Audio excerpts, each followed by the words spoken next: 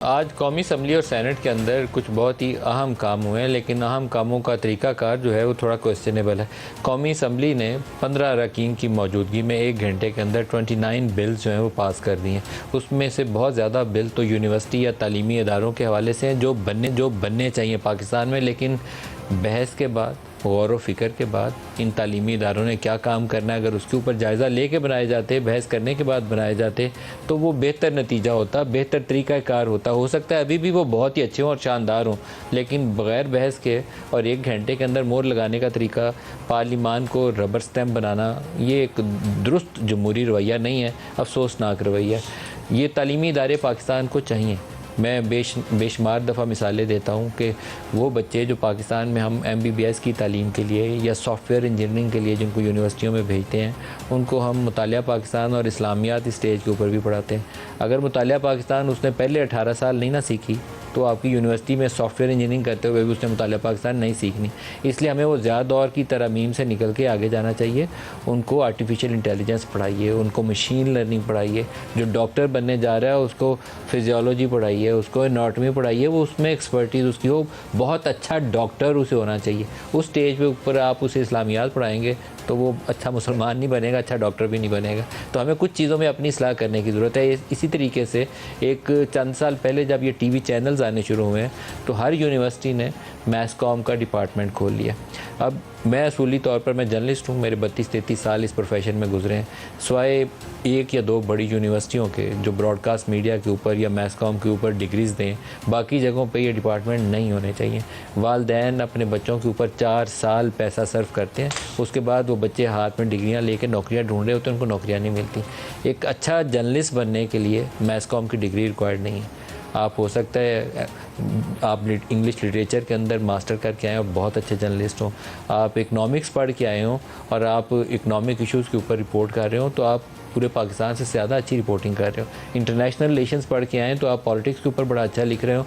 ये वो चीज़ें हैं जो उनको पढ़नी चाहिए, लेकिन आप उनको वो BSc की या BA की अगर डिग्रियाँ 4-4 साल लगा के मैस कॉम की देते जाएँ, उसके बाद उन बच्चों का मुस्तकबिल आप तारीख करते जा रहे हैं। कितने बच्चे हैं जो TV चैनल्स खपाएँगे, कितने बच्चे हैं जो अखबारात खपाएँगे, और सारे TV चैनल और सारे अखबारात मैस कॉम की डिग्री वाले को नौकरी नहीं देते।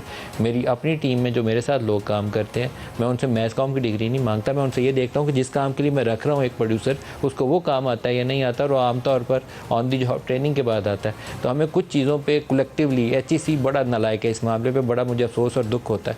हम 4 साल 2 साल में मैंने BA किया था जिस ज़माने में मैं पढ़ता था। अब हमने सुना जी बड़ा मॉडर्न हो गया एजुकेशन। मेरे बच्चे पढ़ने गए, उन्होंने 4 साल में BSc की है। 4 साल के अंदर उसको सॉफ्टवेयर इंजीनियरिंग कर रहा है बेटा मेरा, कर लिया उसने, कर चुका है। और मैं मिसाल अपने घर से इसलिए दे रहा हूँ कि मुझे पता है कि उसने क्या किया। उसको इस्लामियात पढ़ी है, उसने मुतालिया पाकिस्तान पढ़ी है, उसको दोबारा अंग्रेज़ी पढ़ाई है।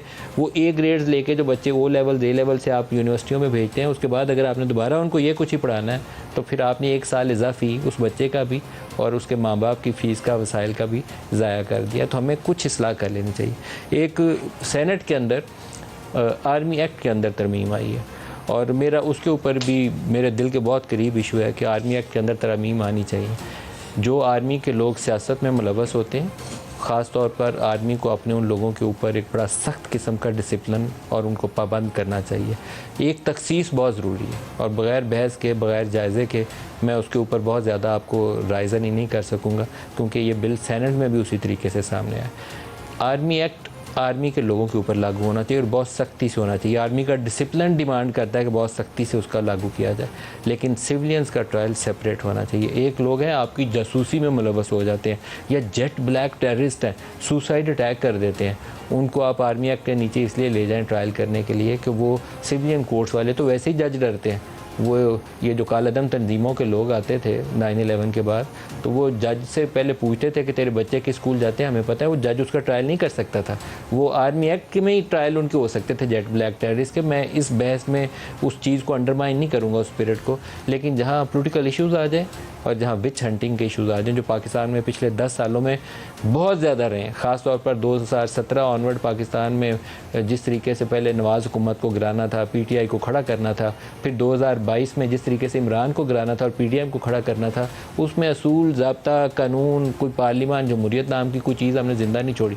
जो शख्सी आज़ादी है और जो मेरा रूम है एज ए जर्नलिस्ट रिपोर्ट करने का, उसके ऊपर भी बहुत ज़्यादा मसाइल आए हैं। तो कुछ चीज़ें मुझे लगा है कि इस एक्ट के अंदर बेहतर हैं, कुछ के ऊपर जायज़ा लेने की ज़रूरत है। जैसे इन्होंने कहा कि जो लोग हसास नौइयत की पोस्टिंग्स रही हैं, जिन ऑफिशल्स की, आर्मी के लोगों की, 5 साल उनके ऊपर पाबंदी होगी सियासत में हिस्सा लेने की।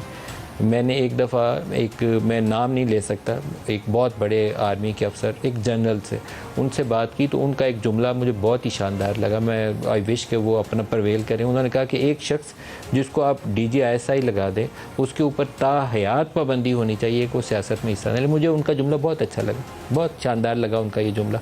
और वो ख़ुद इन ऑफिस थे उस वक्त जब उन्होंने मेरे से ये बात की।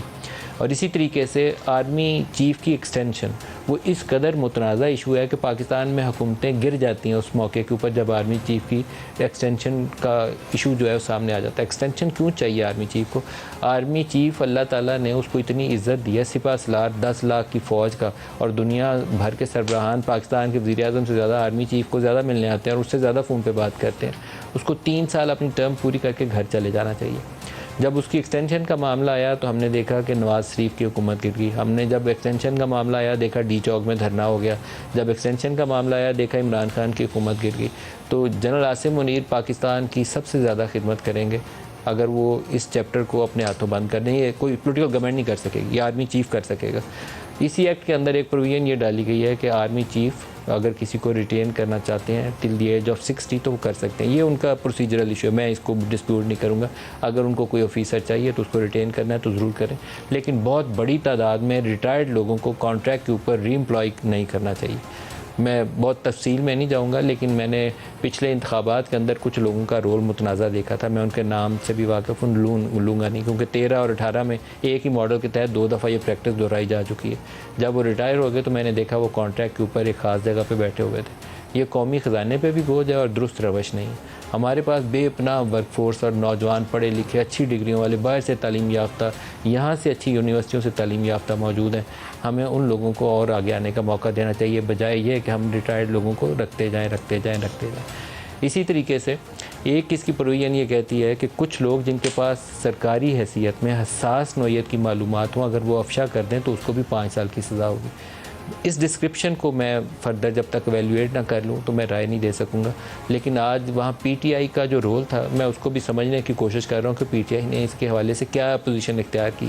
क्या सिर्फ उस वक्त जब वोटिंग हो रही थी चुप करके वो बैठे रहे, या इस इशू को लेकर उन्होंने प्रेस कॉन्फ्रेंस की, इस बिल को लेकर तफसीलात दी कि इस प्रोविजन का ये मतलब है, इस प्रोविजन का ये मतलब है।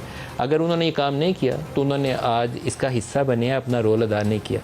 ये हमारे पार्लियामेंटेरियंस बड़े होशियार लोग हैं, वो एक बयान देते हैं टीवी कैमरा के सामने, एक देते हैं हाउस के अंदर और एक बंद कमरों के पीछे जाके।